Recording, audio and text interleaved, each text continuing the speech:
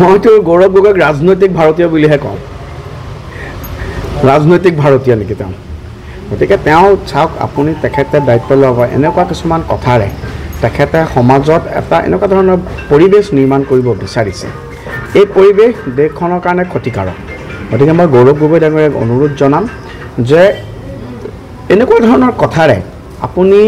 কেতিয়াবা পটককৈ হিন্দুসকলক ব্লেম কৰিব হিন্দুৱে গৰু মাংস থৈ আহিছে বুলি কেতিয়াবা অমুকক ব্লেম কৰিব অৰ্থাৎ আমাৰ ৰিলিজিয়াছ চেণ্টিমেণ্টটো হাৰ্ড হোৱা কথা নক'বৰ বাবে তেখেতক আমি অনুৰোধ জনাইছোঁ বাকী তেখেতে কাৰোবাৰ কিবা ধৰক এতিয়া মানে ধৰক সীমা পাৰ কি কিবা চুটলিপিত তেখেতে কাম কৰিব পাৰে সেইটোতো তেখেতৰ ফ্ৰীডম আছে তেখেতৰ কিবা ফ্ৰীডম আছে তেখেতে যি কৰে কৰি থাকক কিন্তু আপোনালোকে দেখিছে যে শেহতীয়াভাৱে কংগ্ৰেছৰ যি ৰাজনৈতিক ছায়া আপোনালোকে দেখিছে তেখেতে ঘূৰি ফুৰিছে অহোপুৰুষাৰ্থ কৰিছে এইবোৰ কৰি থাকিতো লাভ নাইকিয়া মই গোটেই বিষয়টো নাজানো কিন্তু মই যিটো বস্তু চাওঁ যে চাওক আপোনালোকৰ আগতে চামগুৰিৰ পৰা তেখেত গৈছে দেখিছে কেৱল প্ৰয়োজনীয় সময়ত তেখেত আহে গতিকে ৰাইজৰ নিশ্চয় মোহ ভংগ হৈছে 10 লাখ ভোটত তেখেত জিকি গৈছিল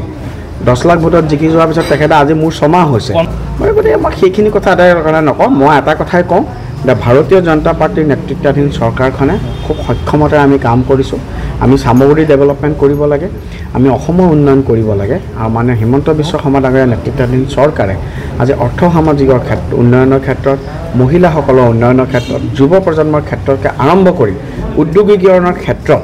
আজি আমি অসমে গ্ৰাম্য মহিলা উন্নয়নৰ পৰা আৰম্ভ কৰি আমি ছেটেলাইটলৈকে গতি কৰিছোঁ দিছ ইজ ডেভেলপমেণ্ট এইমতে আমি আগবাঢ়ি যাব লাগে ৰাইজৰ মাজত থাকি পেলাই আমি কাম কৰিব যাব লাগে আমি সেইখিনি কথা মই পুনৰাই কৈছোঁ ভাৰতীয় জনতা পাৰ্টি কংগ্ৰেছ নহয় ইয়াত ছিষ্টেমবোৰ খুব ইউনিক ইয়াত যি সিদ্ধান্ত ৰাষ্ট্ৰীয় নেতৃত্বই লয় সেইমতে হ'ব আৰু দ্বিতীয়তে তেখেতটো ৰাজ্যৰ ৰাজনীতিটো তেখেতে এইবাৰ ডিব্ৰুগড়ৰ পৰা তেখেতে লোকসভা নিৰ্বাচন জিকি গৈছে গতিকে সকলোৱে মিলি আমি ভাৰতীয় জনতা পাৰ্টী সদায় এটা কমন নেতৃত্বত চলে কমন প্লেটফৰ্মত চলে ইয়াত কথা নাই অসমতো মই পুনৰাই কৈছোঁ ডক্টৰ হিমন্ত বিশ্ব শৰ্মা ডাঙৰীয়াৰ নেতৃত্ব আজি চৰকাৰৰ যি উন্নয়নৰ অনিৰ্বাণ যাত্ৰা আপোনালোকে চাওক এইবাৰ পঞ্চায়ত আমি কিমান মেচিভ লেণ্ডশ্লাইড ভিক্টৰী হৈছে গতিকে ইয়াত কিবা বিকল্প আছে বুলি আপোনালোকে ভাবিছে নেকি আপাৰ আছামত কংগ্ৰেছ এখনো জিলা পৰিষদ জিকিব পৰা নাই for the first time in history এখনো তেওঁলোকেতো ক'তো জিলা পৰিষদে জিকিব পৰা নাই পঞ্চায়ত জিকিব পৰা নাই দিবলৈ তেওঁলোকৰ মানুহ নাই আপোনালোকে চামগুৰিত আপোনালোকে দেখিছে গতিকে এই বিষয়খিনি লৈ পেলাই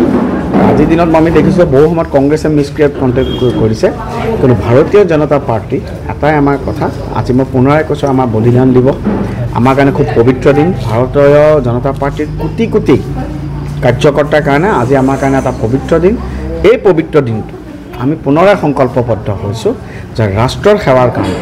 ডক্টৰ শ্যামা প্ৰসাদ মুখাৰ্জী পণ্ডিত দীনদয়াল উপাধ্যায় যি বাটেৰে আমাক দেখুৱাই থৈ গৈছে সেই বাটেৰে আমাৰ 14 কোটি কাৰ্যকৰ্তা আমি আগুৱাই যাম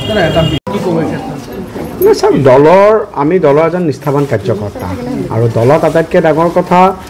ভাৰতীয় জনতা পাৰ্টিত এজন কাৰ্যকৰ্তাই সদায় নিষ্ঠা সহকাৰে কাম কৰি যাব লাগে আমি দলে যিটো দায়িত্ব দিছে মানে ৰাজ্যিক সভাপতি মহোদয় মানে মুখ্যমন্ত্ৰী মহোদয় 24 ঘণ্টাই দলৰ কামত থাকি ৰাষ্ট্ৰৰ সেৱাৰ বাবে যাতে নিজকে আত্মনিয়োগ কৰিব পাৰোঁ তাৰ কাৰণে সদায় আমি প্ৰচেষ্টা কৰি আহিছিলোঁ আৰু ভৱিষ্যতলৈও আমি প্ৰচেষ্টা কৰি যাম চব আজিৰ দিনত আপোনালোকে দেখিছে যোৱাকালি এটা পাইছে যে ভাৰতীয় জনতা পাৰ্টীৰ ৰাষ্ট্ৰীয় পৰ্যায়ত যি সদস্য সংখ্যা আমি 14 কোটি অতিক্ৰম কৰিছোঁ এইটো এটা ৰেকৰ্ড